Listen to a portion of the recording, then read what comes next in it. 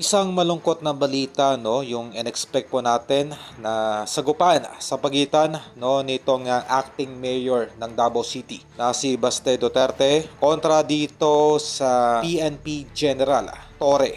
So lang hindi na po matutuloy, no, dahil mula po sa ating pinagkakatiwalaang source, maliban sa huling statement, no, na inilabas nitong si Baste Duterte, na kung saan ay sa kabila na ito yung naghamon dito kay Torre, ay bigla po itong nagbigay, no, ng isang kondisyon na kung saan ay kailangan daw munang i-announce itong si Pangulong Marcos na ipa-drug test o yung tinatawag na hair follicle test ang lahat ng ahensya ng gobyerno. Okay?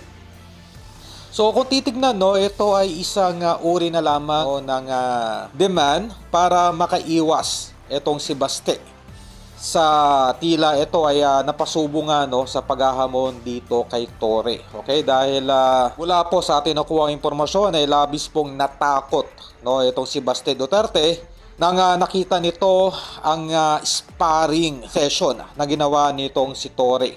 Isang araw after nitong hinamon ang nasabing general. Okay?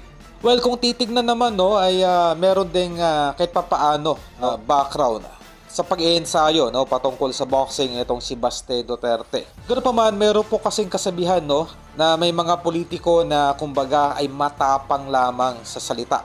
Okay? At takot masaktan. Obviously, mas mataas yung stamina nitong si Baste kontra dito sa mas matandang si Torre.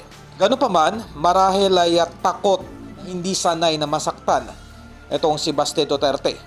Kumpara dito sa nasabing general, na kung saan ito po ay naka-experience na ng mga malupitang training mula sa kanyang kabataan, no, bilang PNP. Okay, kumbaga ay batak po kahit papaano at sanay na masaktan itong si Torre physically. Okay?